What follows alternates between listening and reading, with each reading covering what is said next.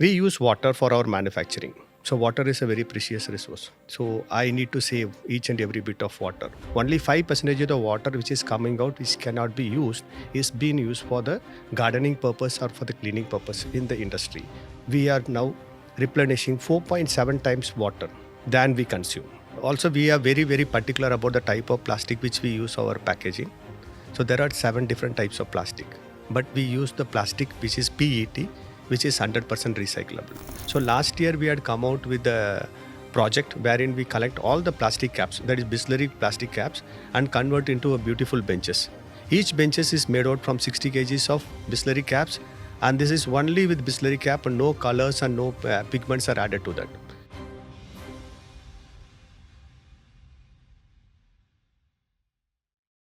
Hi, my name is Sarthak, and here's a question for you. When you think of Bisleri, do you only think of bottled water? What would you think if I were to tell you that that they give back 5 times the water they consume?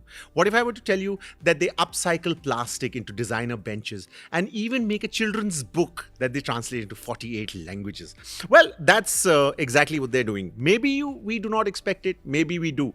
But to talk about this, the man who's behind it all, the man whose heart beats for the words that we mouth, Mr. K. Ganesh. He's the Director of Sustainability and Corporate Affairs at Bisleri International, and he's the man behind the bold initiatives. I've got some questions that I would really want to ask about the behind the scenes. I mean, we've all seen the advertisements and been wowed by them, but it's what you're doing for the earth that we occupy that's very important, sir. So let's start with the Nayi Umeed initiative. This has positioned Bisleri as a water positive company, replenishing almost 5 times the water that you consume. When we hear water positive, sounds very impressive, but it also sounds like something that's come out of an Excel sheet and not something that we see on the ground. So it'll be wonderful to know a little bit about the practice of the Nayi Umeed initiative, and also how is this validated and the impact measured? Bisleri International Private Limited, 54 years company, which is a leading packaged drinking water company in the country. The sustainability has been a part of our journey from day one. And the works which we are doing, the plastic or maybe the water conservation project, has been from the day one. In this recent days, we have taken these water projects and the plastic collections and recycling methods and technologies, and we have validated through various processes. So that's why we are able to have a result on this. When I talk about the water conservation projects and the water 5 times we are recharging, we use water for our manufacturing. So water is a very precious resource. So I need to save each and every bit of water. So that's first target. So we look into efficiency driven mechanism in all our plants so that the water is used at the maximum efficiencies. So as on date, we use at a 95% efficiency in our plants. Only 5% of the water which is coming out, which cannot be used, is being used for the gardening purpose or for the cleaning purpose in the industry. Also, in every plant, we have a rainwater harvesting systems, wherein we collect all the rainwater. We don't even let a single drop of water going outside our premises. Plus, we also have started repairing and restoring of check dams. So the check dams in water constrained areas where there is no water. So we have identified this very long time back. In 2001, we started our first check dam in Gujarat, and now as on date, we have 336 check dams. So through these check dams, we are able to harvest water. So one is, how do we calculate this? The water consumption across the plants, then the water conservation. So when we had this calculation, and we did this reporting through one of the retired Jal Shakti Ministry director, who is a scientist, and he has taken a complete detailed reporting of all the water consumptions versus the water conservations, and we found that we are now replenishing 4.7 times water than we consume. These are impressive numbers, and yet the water crisis remains of major concern to every global citizen who chooses to think about it. You've also partnered with, I've read that you've partnered with the Terry University and there's a co-published paper with, of course, the Observer Research Foundation about water credit evaluation. So, how realistic is it? I mean, it sounds very good on paper, but as you said, what's on paper and what's on ground are two totally different things. So, water credits becoming as mainstream as carbon credits, especially for agriculture and industry. How viable is that? See, water, as I mentioned, it's a very precious resource. So when I talked about the water conservation projects and the water consumption inside the plant and outside the plant and the conservation part, we also took one more step forward. Like the carbon credits. Carbon credits is emission 1, scope 1, scope 2 and scope 3. Similarly, we wanted to have scope 1, scope 2, scope 3 for water also. So that's why we took this exercise through ORAF and Terry. So wherein we studied what are all the water footprints which is going to happen in my plant and outside my plant. So interestingly, it was like only 8 to 9% of the water consumption which is happening inside the plant for manufacturing, and 92% of the water consumption is happening outside the boundary. It's in the form of logistic transportation, the packaging material transportation, the packaging material manufacturing. So we now have a clear-cut demarcated areas on which we need to control. That 92% of the water which we were not controlling in our boundary, now we need to control. So if I talk overall as a company for a water saving initiative and water conservations, even though we do lots of water and I replenish more water than I consume, we are going ahead and then looking into how my suppliers, how my vendors are using water, whether they are using wisely, whether I can reduce the water footprint from their places. That's why we have gone to this Terry report, which is in detail reporting, which is going to help a lot in conservation of water. Excellent. Hope flowing with water. That's absolutely wonderful. But there's also the dry, arid land of skepticism that we must play devil's advocate with. Plastic is something that the water industry, so to speak, has been saddled with for a very long time. But Bisleri has been fulfilling, so to speak, its responsibility towards being responsible about plastic before it became cool or mainstream. What is the difference between the 1990s when it all started and now? And more importantly, what do you see as critical gaps that still exist in the circularity of recycling or upcycling of plastic? Yeah. See, we use packaging for packing our water. So we use plastic for packing our product. And also we are very, very particular about the type of plastic which we use our packaging. So there are 7 different types of plastic. But we use the plastic which is PET, which is 100% recyclable. That means first material which we selected is 100%, it's a sustainable material which can be recycled and then reused and made into different products. Okay. Second is we are a pioneer in this industry, and we had started the practice of recycling way back in 90s. So our chairman, Mr. Ramesh Chauhan, has brought the first recycling machine in the country in the 90s. And he had taught the concept how to recycle the plastics. And we took it forward. And we are one of the pioneers in reusing of plastics also. See, the plastic is very important material. And it's been used widely and intensively in all the applications.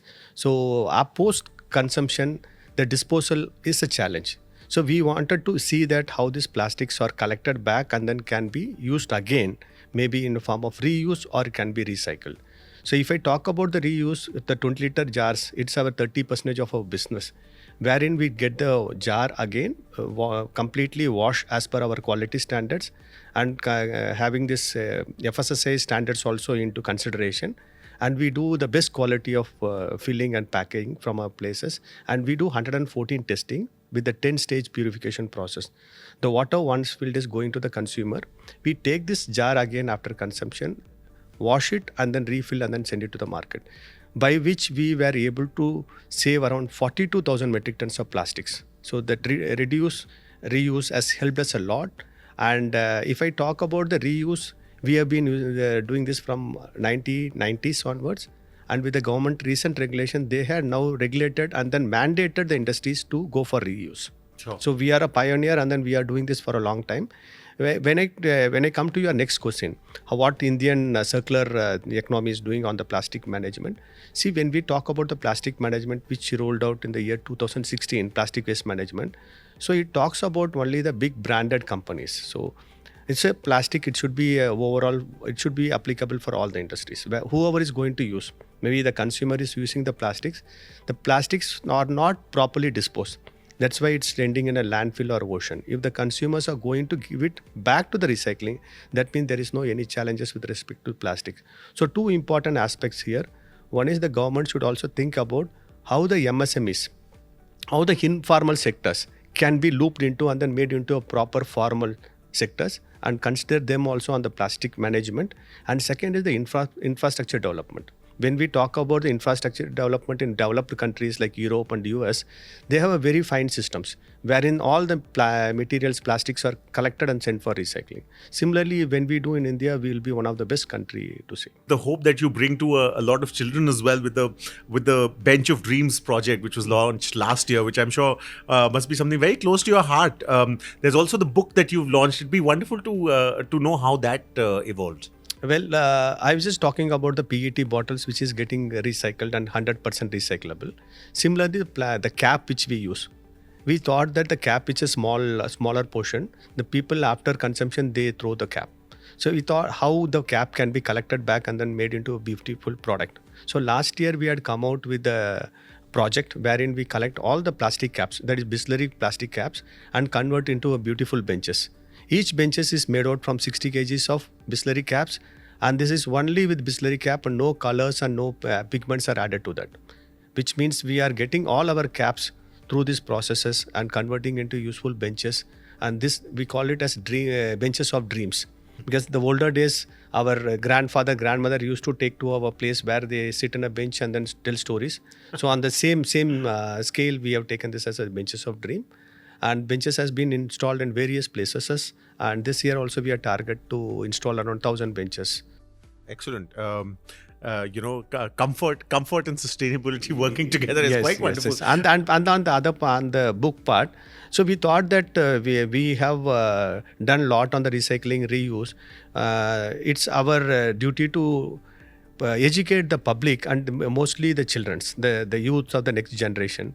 So we had made this book in collaboration with Center for Environment Education, wherein the book talks about the invention of plastics, the usage of plastics, how we can reduce of plastics, and what are the various plastic regulations happening in the nation and across the world.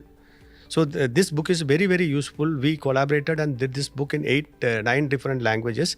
Now latest collaboration is with the NBT, National Book Trust, wherein we are going to convert this book into a comic one, which will have a 40-pager one with 48 languages.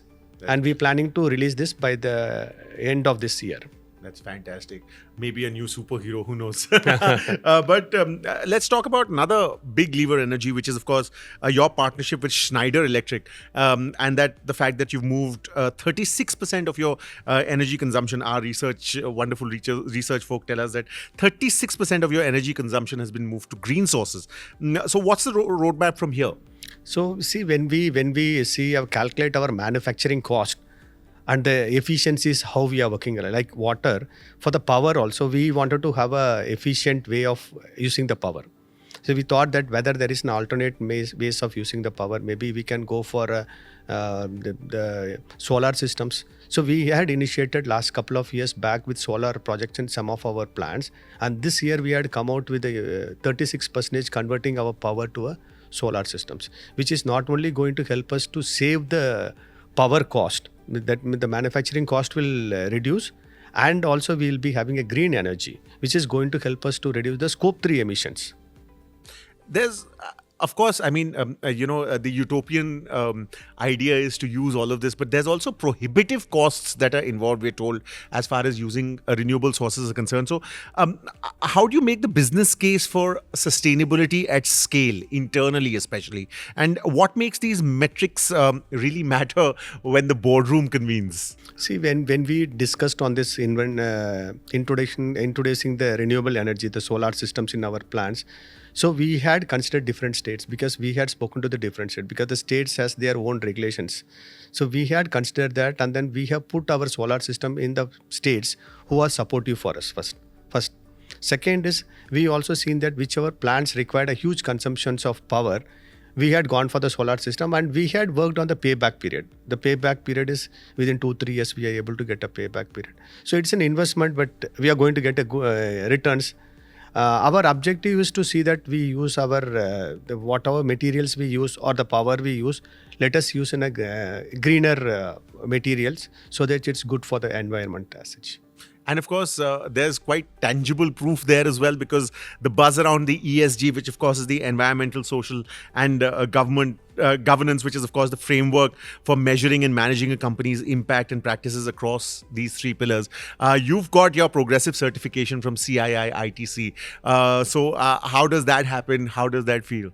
See, I was just explaining that last 2-3 years we are into more reporting. We started doing the reportings. Even though we are a 1969 company, we were doing lots of work. But for the public domain, they were not knowing what company was doing like. So last couple of years, we had taken a complete reporting of all the good works we have done, and we wanted to be one of the model company in the country itself, because we are a pioneer in packet drinking water. See, we wanted to see that when we consume water or plastics, we need to showcase our public that how we are giving it back. So that is one of the main agenda of that, why we have taken into all this consideration. And the reporting, last couple of years back, we did the sustainability reporting for our company through TERI. And last year we had the business responsibility and sustainability report. That's right. That happened. So when we did this BRSR report, it was done through a third-party auditor. So we wanted to validate through a good organizations. That's why we had approached CAI to do the ESG reporting. So the ESG reporting is a form of consolidating or validating the BRSR report, and we got that ESG reporting done for our company. So it was a very, very useful tool for us, because we measured the environment, social and governance activities happening across the 12 aspects, which is on 9 principles. So this has helped us to also take some actions wherever we need to take some corrective steps. We have taken some corrective steps, and next year we will be definitely going for again a re-audit, wherein we are thinking of getting a good scores. This is, of course, also a great boost for the transparency norms, for which the private sector is pilloried quite a bit. The BRSR report that you're talking about, this is, of course, the business responsibility and sustainability report. It's not mandatory because Bisleri is not a listed firm, but this is a proactive measure.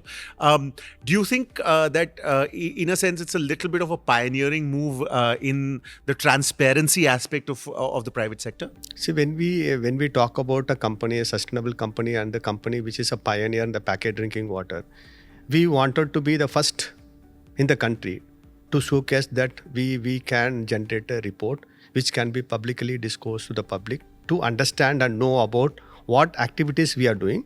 Even though we are not in the top 1,000 listed companies as per SEBI to disclose this BRSR report, this report has been prepared by us to have an internal discussions among the teams to know what activities we are doing with respect to the sustainability reporting. Maybe it's a water, it's a power, it's a waste management. So all the things have been considered in this.